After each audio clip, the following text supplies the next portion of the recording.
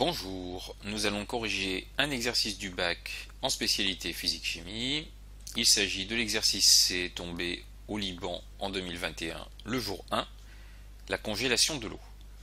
Un exercice sur 5 points portant sur le premier principe de la thermodynamique, les flux thermiques et la loi phénoménologique de Newton. Dans cet exercice, on souhaite estimer la durée nécessaire pour que toute l'eau d'un bac à glaçons placé dans un congélateur soit transformée en glace. L'eau est initialement à température ambiante. On distingue deux phases au processus. Phase A, le refroidissement de l'eau de la température ambiante TA à la température de solidification TS. Phase B, le changement d'état de l'eau qui s'effectue à température constante TS. Dans l'ensemble de cet exercice, le système étudié, eau, est l'eau placée dans le bac à glaçons. L'énergie reçue par le système est comptée positivement et celle perdue comptée négativement.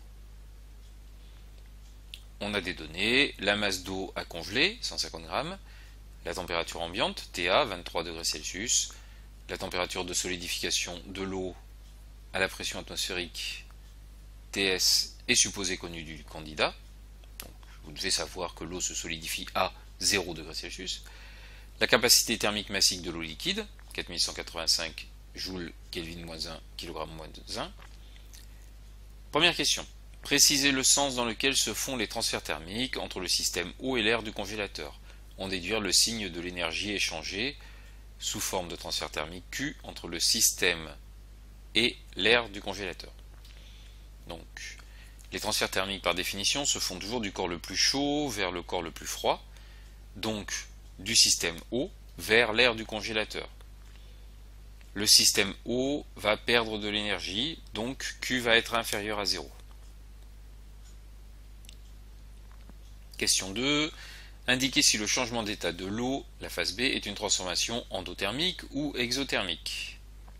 L'eau doit perdre de l'énergie pour geler, l'air du congélateur gagne de l'énergie, la transformation est donc exothermique. L'énergie va vers l'extérieur du système. Question 3. Donnez l'expression de la variation d'énergie interne ΔU du système eau durant la phase de refroidissement, phase A, en fonction de la variation de sa température ΔT, de sa masse et de la capacité thermique massique CO. Donc il faut savoir que ΔU est égal à M fois CO fois ΔT. Première estimation de la durée de congélation à l'aide de la puissance du dispositif de refroidissement du congélateur. Dans le congélateur, un dispositif de refroidissement permet de prélever de l'énergie à l'air de la cavité intérieure du congélateur, l'air prélevant de l'énergie à l'eau placée dans le bac à glaçons. Dans cette partie, on prend pour hypothèse que l'énergie prélevée par unité de temps à l'eau est égale à la puissance du dispositif de refroidissement du congélateur, qui vaut 40 watts. Question 4. À l'aide du premier principe de la thermodynamique, montrez que l'énergie échangée par l'eau avec l'air sous la forme de transfert thermique QR au cours du refroidissement, phase A pour valeur moins 14,4 kJ. Donc pour ça, il faut appliquer le premier principe de la thermodynamique qui nous dit que ΔU est égal à W plus Q, où W est le travail des forces. Il n'y a pas de force ni de mouvement, donc W va être égal à 0. Ce sera quasiment toujours le cas. Et donc, ΔU sera égal à Q. Comme ΔU est égal à M fois CO fois ΔT, ça nous fait que QR est égal à M fois CO fois ΔT. Il ne nous reste plus qu'à le calculer. On a toutes les valeurs. On remplace la masse par 150 grammes, qu'on transforme en kg, donc 0,150. La capacité thermique massique de l'eau qui nous est donnée.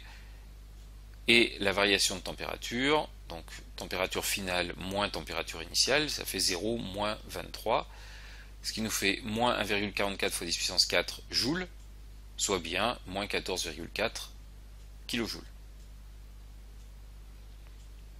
C'est ce qu'il nous fallait montrer.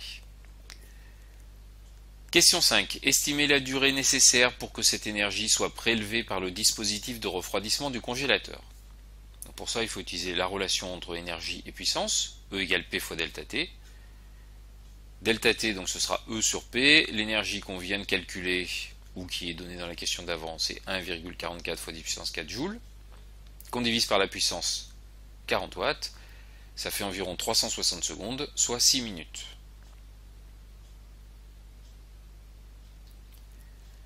Pour le changement d'état de l'eau, le même raisonnement conduit à estimer que la durée nécessaire pour que toute l'eau soit transformée en glace est de 1250 secondes, soit environ 21 minutes. Or, la réalisation de l'expérience fait apparaître une durée nécessaire pour la congélation complète de l'eau de l'ordre d'une heure. Pour expliquer cet écart, on envisage un autre modèle. Une deuxième estimation de la durée de congélation avec la loi phénoménologique de Newton. On fait l'hypothèse que l'air à l'intérieur du congélateur joue le rôle d'un thermostat, sa température TH restant constante. Les transferts thermiques entre le système eau et l'air intérieur du congélateur, mis en mouvement par une ventilation, peuvent être décrits par la loi de Newton.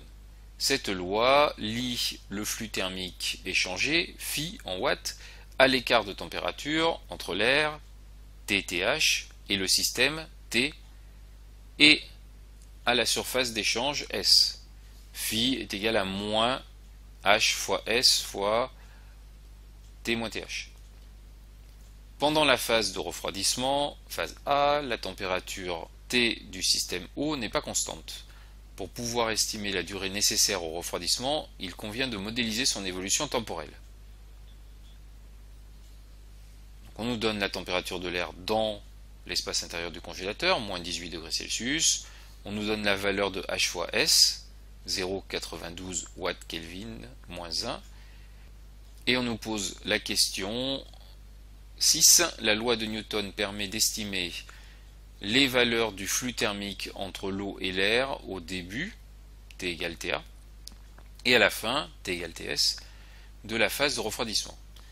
Phi pour TA c'est moins 38 watts et phi pour TS c'est moins 17 watts. Comparez ces valeurs à la puissance du système de refroidissement du congélateur. Discutez de ce qu'apporte ce modèle par rapport à celui utilisé lors de la première estimation. Donc les deux valeurs du flux thermique qu'on a ici sont inférieures à la puissance du congélateur, 40 watts. Ce qui veut dire que le flux thermique diminue au cours du refroidissement. Ce modèle est plus précis car il tient compte de la diminution du flux thermique quand la température diminue, puisque le flux thermique dépend de l'écart de température entre les deux. Si l'écart de température diminue, forcément le flux thermique diminue. Question 7. Donnez l'expression reliant l'énergie échangée sous forme de transfert thermique Q entre l'air et l'eau durant une durée ΔT très petite, le flux thermique phi étant supposé constant pendant cette durée et la durée ΔT. Donc le flux thermique est une puissance et Q une énergie, ce qui veut dire que phi égale Q sur ΔT. Question 8. À l'aide du premier principe de la thermodynamique et de la loi de Newton, dans le cas où ΔT tend vers 0, montrez que l'évolution temporelle de la température de l'eau est régie par d sur dt égale moins R, facteur de T moins T, TH. Exprimez le coefficient R en fonction de H, S, M et CO, précisez sa valeur et son unité.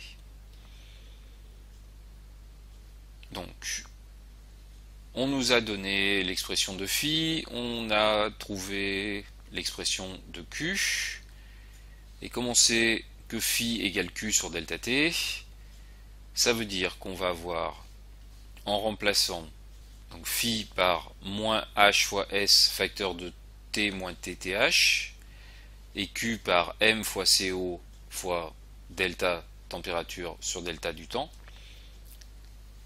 On fait passer M fois CO de l'autre côté, ça nous donne ceci, H fois S sur M fois CO facteur de T moins TTH égale variation de température sur variation du temps. La limite de delta grand T sur delta petit t, c'est la dérivée de la température par rapport au temps, quand delta t tend vers 0. Donc on en déduit que d de grand T sur dt est égal à l'expression qu'on avait avant, moins H fois S sur M fois CO, facteur de T moins TTH. Et on nous dit dans le sujet que c'est égal à moins R, facteur de T moins TH, donc on en déduit que R est égal à ça, H fois S sur M fois CO. H fois S, on nous donne la valeur, la masse 150 grammes, CO, il nous est donné ici, donc on va utiliser ces données en faisant attention, parce que là c'est en joule Kelvin moins 1, kg moins 1, donc il faut transformer la masse en kg comme tout à l'heure. là c'est bon, c'est les unités légales. Donc on fait 0,92 divisé par 0,150 fois 4185. Au niveau des unités, ça se simplifie. Et donc on va obtenir 1,5 fois 10 puissance moins 3 watts par joule. Et comme les joules c'est des watts secondes, ça nous fait des secondes moins 1 au final. Parce qu'on simplifie par watts, on a 1 sur des secondes et donc secondes moins 1. Dans les conditions de l'expérience, la solution de cette équation différentielle est grande T de T égale TA moins TTH fois exponentielle de moins R fois T plus TTH. Question 9. Déduire de cette modélisation une estimation de la durée nécessaire pour refroidir l'eau liquide lors de la première phase du processus, phase A, comparée avec la première étude, et conclure. On veut que T de T soit égal à 0 degré Celsius. Donc on va transformer la relation pour en déduire le temps. Il faut donc isoler petit t. On fait moins TTH de chaque côté pour faire passer de ce côté-là. Ensuite on divise par TA moins TTH des deux côtés pour isoler l'exponentielle. Pour éliminer l'exponentielle, on applique la fonction logarithme népérien. Donc on a logarithme népérien de grande T de T moins TTH sur TA moins TTH égale ln d'exponentielle de moins R fois T. Et ln d'exponentielle de moins R fois T, ça fait moins R fois T. Et donc, pour avoir petit t, il faut diviser par moins R, ou multiplier par moins 1 sur R des deux côtés, ce qui nous fait petit t égale moins 1 sur R fois ln du rapport des températures. On connaît toutes les valeurs, TA, TTH, petit r. Il ne nous reste plus qu'à remplacer et faire le calcul. Ça fait 5,5 fois 10 puissance 2 secondes, soit 9,1 minutes. Donc, on a un temps de refroidissement en utilisant cette technique qui est supérieur à la première étude, puisqu'on était à 6 minutes.